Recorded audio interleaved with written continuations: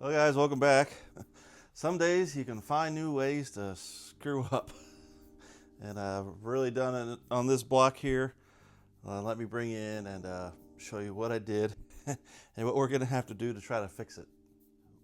This is a 1975 302 block. Led a pretty rough life. What I was having to do is we got the block all cleaned up as best we can with some degreasers and pressure washers and oven cleaners, getting all the carbon out of everywhere. And one of the biggest things was getting the cooling jackets cleared out because they were so full of rust and scale. So I was in here, I got a long 6-inch carbide burr, and we're just kind of getting the rust scale out of all the little passages and things like that best we can, trying to get all the way down to the bottom, trying not to hog out any of the cast iron, but just getting the sediment and the rust out. So we were getting the section where we had the core plugs out. We can keep spinning this block over. With them out, yeah, I can get in here, I can do some more cleaning. But what we had was in between the cylinder bores. Let me get something to point with. We had some sections where you can see clear through. The other sides, other places, there was like lots of sediment stuck down in there. There you go, you kind of see it now. Sediment between the bores, I cleared a lot of it out of there. That one's kind of like stone-walled and shut. So I was in here with picky things, trying to dislodge a lot of the rust and things like that to get the coolant flowing everywhere. And I got around to the other side. So you get around over here, there's still a little bit of stuff right there to clean up.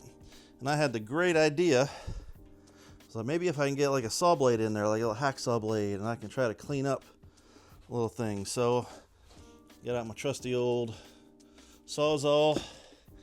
Figured I could just get in there and really lightly just, cut that stuff out. Well, I made the mistake going upside down here and just kind of leverage it on the bottom of the core plug hole and trying to cut up to get rid of the stuff. And well, I done screwed up the block. If you can see by that hole there, that was my fix. So we're gonna try to do this on the rest of the block. Putting screw-in core plugs into this thing, like the title of the video says. But who would have thought that a little bit of pressure on the backside of the blade can sink in to the cast iron so easily. But this one was worse. There was so much dust and rusty stuff coming up and around here, I didn't really see what was going on at first. But yeah, it's bad enough to where I was like, man, I don't want to put like a JV weld or sealant on this. This is even a deep core plug. It'd be a stretch to try to make that one clear or fixed. This one definitely wouldn't have worked with that. But yeah, find a new way to screw up a block. Leave it to me, I guess. But all right, so here's the fix. And so what you do is you go online and you order yourself up this this threaded core plug kit, trying to get it so it doesn't glare on you, through Ford Racing, or Ford Performance Parts anymore. It's like 28 bucks through Summit Racing, 26, 28 bucks. And in the kit, you get a bag and you get 6 of these babies. So what you gotta do is cut threads in the block to receive these kind of like a pipe tap, NPT pipe tap. This is a 1 1/4, and it requires a pretty sizable investment in some tooling. So you hear people talking about it online. It's a 1 1/4 NPT pipe tap. This is these things are expensive, blah blah blah. Well, this one on Amazon, I guess I'll say it was like maybe $18. I was like, yeah, that ain't bad. I'll order one up and try it. When you get it and you finally get it to start, and it's going in, it's getting tighter and tighter, and you only got it in there by like 2-3 threads, and I felt like it was gonna just split the block apart. It was just getting tighter and tighter and tighter, and I was like, this piece of Chinesium is just this is like for cleaning threads. This ain't for cutting threads. So all right, live and learn. Don't buy the super duper cheap Chinese one. I'll buy a slightly better Chinese one. So here, this one's supposed to be high grade steel was a Yamesh or whatever the heck the name is on this thing. So I started using this one.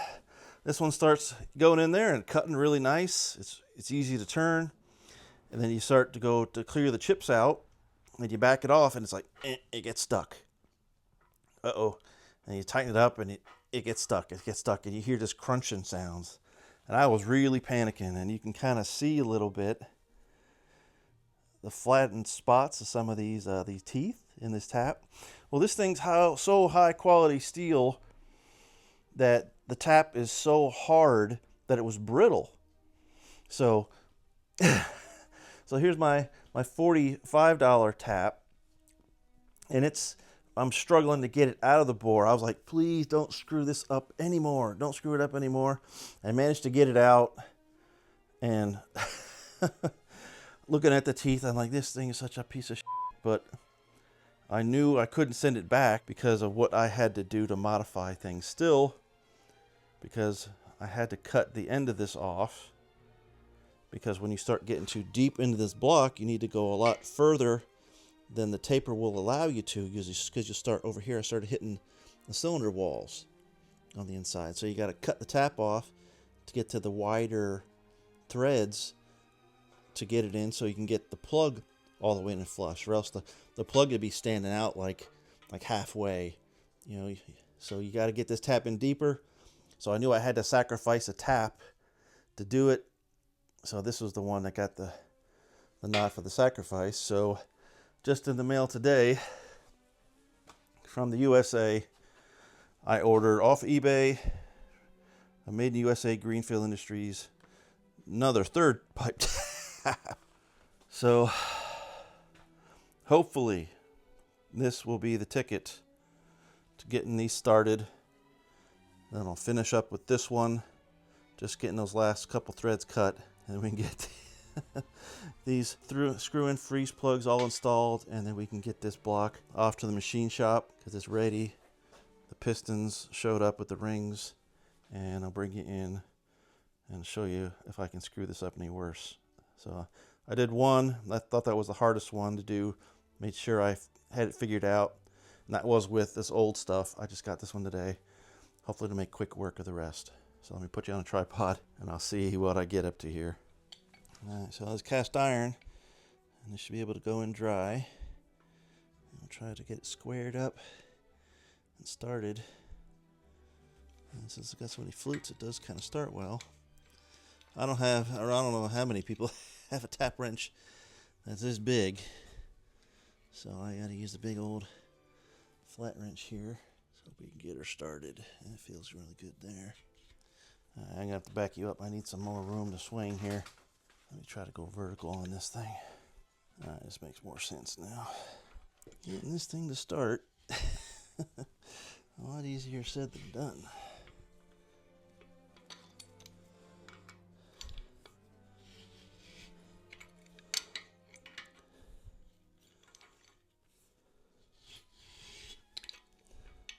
It's cutting real nice.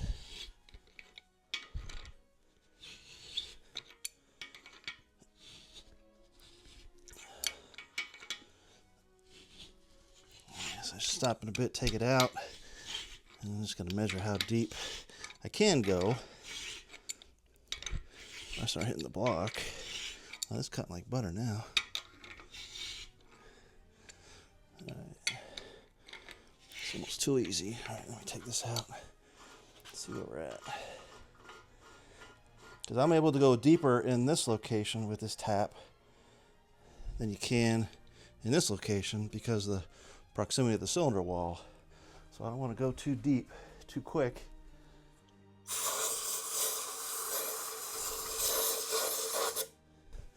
I still see a little bit of that cut mark in the threads on the outside of it. But I can't even start it yet. Because that tap is shallower than the other ones are. Alright, more to go. A witness mark to see how deep I can go. It's closest on this side. So transfer that up to here. So marks. I think that cutting oil did make it a lot easier, especially by hand.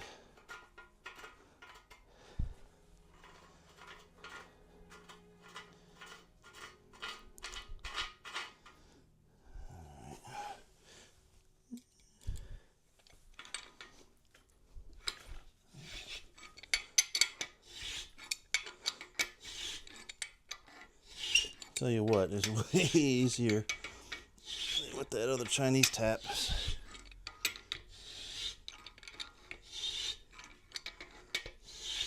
Where are we at? I got like 1 or 2 to go. Hold it there.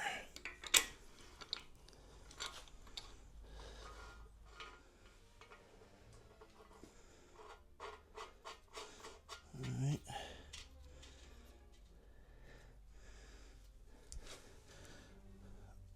Well, 5 or 6 threads to go. Switch it back to the Chinese tap. I want to go in 1 or 2 more turns with the other one, or as far as I can. Yeah, this is a I don't recommend this if you don't have to. This is the Boss 302 351s blocks. Used this back in the day for racing, so it didn't pop out. You know, people say it adds rigidity to the block. Yeah, maybe, but who cares about the sidewall, really, unless you're pulling the tension on the mounts or something. But really, what's it adding structure to, or adding rigidity to? You want it in the cylinder bores, really, or the bottom end. If you can measure the distance and stiffness because of this, I don't know. A bit scammy to me, but I'm doing it because I need to do it.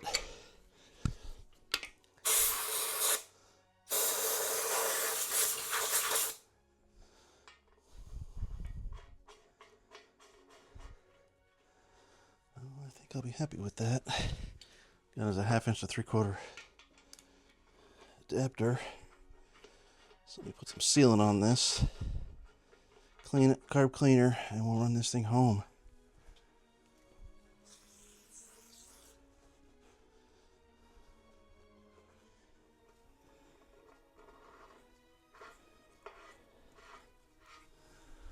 Where's my ratchet? I just had it 2 seconds ago.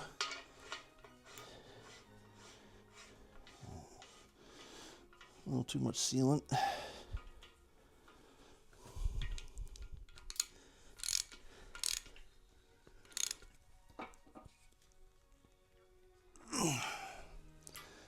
That ain't coming out. Actually, I may have cut it 1 thread deeper than I would have liked to, but it matches the other side. They just aren't perfectly flush. Unless you have a machine shop or a CNC mill that can cut threads. You know, that'd be the way to go, but man, I only see videos of big shops doing this kind of stuff, because it's sketchy. I'll tell you that. Well, I got to do this 4 more times. Hopefully the taps have it in it. Now, don't screw up anything, so I'll bring you back when all this is done. All right, well, a couple seconds for you. A long, arduous time for me. But hey, it's done. I'm happy it turned out well. A couple of them went maybe a 1/2 turn too much, I'd say, on most of them. I kept thinking, I'd do a 1/2 turn less on this one and on the next one, and then I do that one, and it still seemed like it was a 1/2 turn too much, but they ain't ever coming out of there. That's for sure. Well, by accident anyway. There's a heck of a lot more surface area, so they're not going to leak. I just shined up the side of the block with a little wire wheel real quick. Hope I can see what they look like coming down through the cooling jackets. Just barely I can see them in there, but yeah, still plenty of room for coolant to flow around. All right, here's what we're going with. Some Hyper-Eutectic 30 over silver lights. It's got the coated skirts on them. These are pretty much Explorer spec because I like them better than the 5-liter spec since they don't have the dish. Yeah, this is the original pistons out of this engine. So you can see it's going to raise the compression up quite a bit. But with the crank that's in there, this is 797 grams with the pistons and rings. And this is 783 with the pistons and rings and pins as well. So we're going to be 14 grams lighter per piston. And this is kind of a build. We're not going to be cranking to the moon. I think that's going to be fine as long as everything's keep it close to the original weight. And we're going to run it. The 5 liters don't have a big of a dish in it, but they still have a dish, the roller cam motors. But the Explorer ones don't have any dish at all, so we get up the compression a little bit. I'm hoping when we get the heads in and seeing what the valves are like, because I don't know if I have to cut the eyebrows a little bit for piston to valve clearance, but I made myself an old cutter out of a 208 intake valve. I bought a set like 7 of them used off eBay for like 20 bucks, and they're great to hack up to do different things with to protect the valve seats when you're doing some port work in the chambers. But yeah, I made this cutter. You kind of assemble it, and then you cut down into the piston top. It's got plenty of meat there. Anyway, that's what's going to be going in it. Hopefully have this in the shop within a week, and I'll be back with some more work. Something simple, but that's what I had to do. Something that I screwed up myself. And if you guys want to do it just for S's and G's, you can feel free, but even like a lot of the top engine builders don't do this kind of thing. They just put in the deep skirt core plugs or freeze plugs, put some sealant on it, and they run it, and they don't seem to have any problems, but that wouldn't have fixed my situation. So anyway, guys, I'll catch you next video, and thanks for sticking around. Bye-bye.